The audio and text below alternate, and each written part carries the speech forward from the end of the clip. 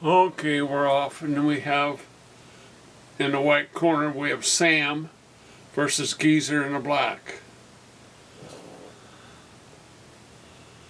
And Sam moves out.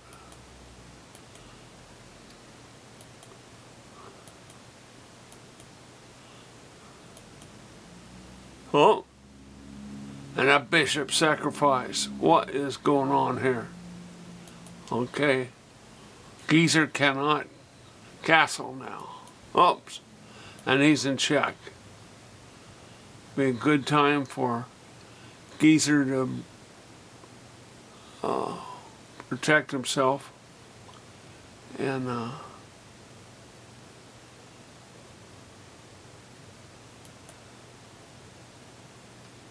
there's a castle. I don't know why he castled. He felt he should castle.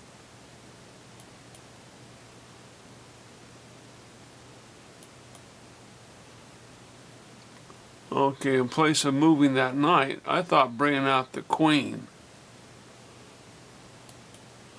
If White brought out the queen down and checked the king, the king would have to move over. If he moved the pawn up, the queen would just take that pawn. So the only thing to do would be to move the king over. And then at that time, White could check the king with the knight. And the king would have to move back, was the only option is to move back, and White could take the rook.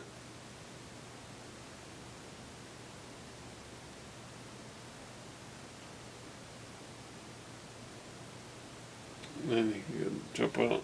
So that would make up for the bishop sacrifice I had previously. But he didn't do that. He retreats the knight.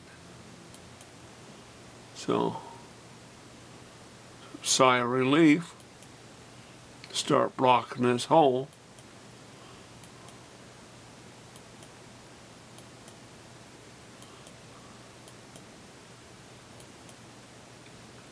Looking at the old fishing pole here, setting it up. That's a scary thing. Bring the queen down, zap right down to the king. If he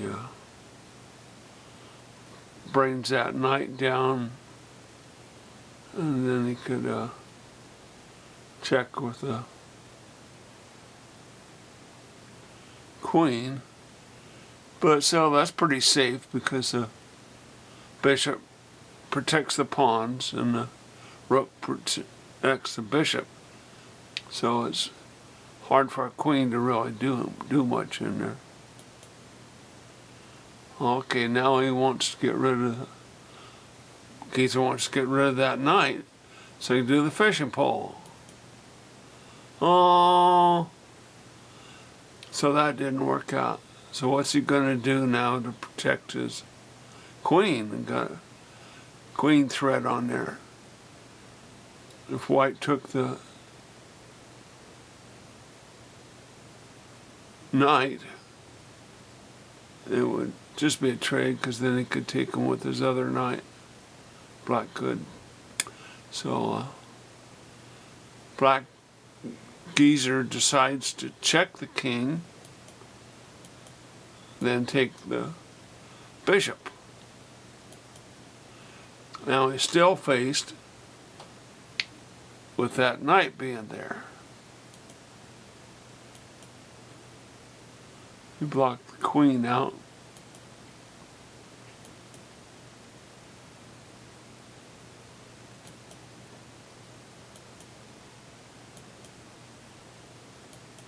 Finally got rid of that knight.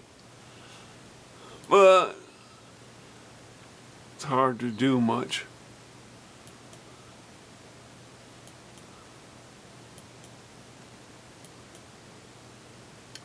Brought the king up so he could bring the rook over and get in a war.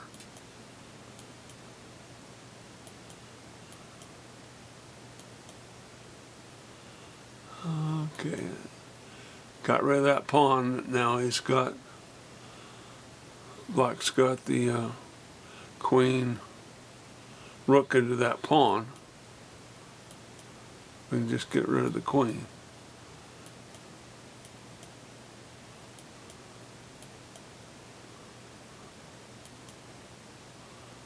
Now he wants to bring the bishop up and threaten the queen and the knight behind it.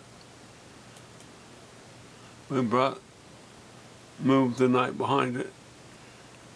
And so Geezer has to protect that pawn, so he brings the bishop up. Now that's kind of scary because with two rooks lined up on that pawn, he can break through, take the pawn, and then take the bishop and call check on the king and have the king dancing all over, trying to get out of harm's way. With the line up on the other side of with the queen and so it's kind of a hairy situation there.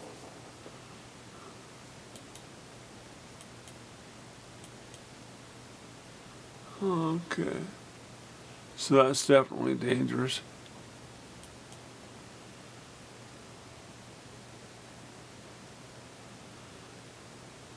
So that's even a scarier situation because the double rooks could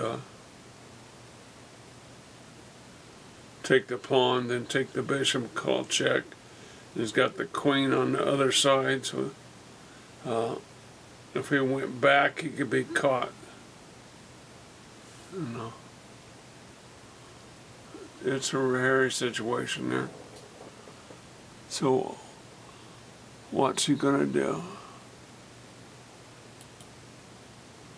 Well, that was unexpected. So, Pawn Crusher is up that bishop. 1, 2, 3, 4, 5. He's up 2 men.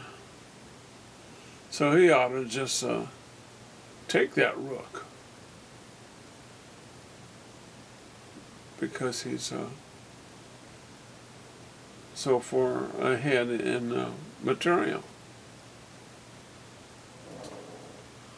But he doesn't do it. He moves down.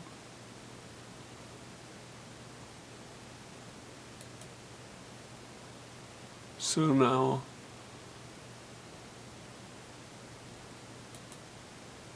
he threatens the queen. So this is interesting. The queen moves. Perhaps the black can take that pawn, call check, then come back and get the rook if it's available. Well, there's a bishop for a rook, queen. So actually, there was a trade of a rook for a bishop. So black got more material off of that deal.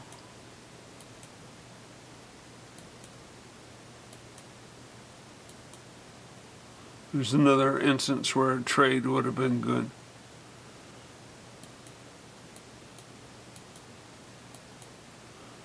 So he finally decides to trade.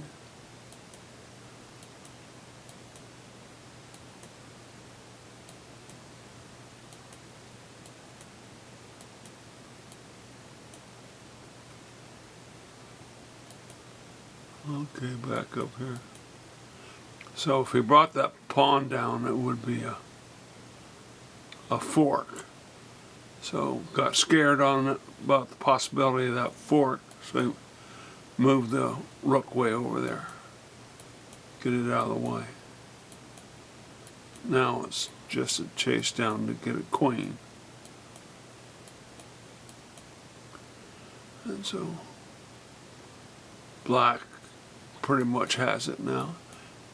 And Sam, he resigns. He looks pretty helpless there, so no point in playing any further.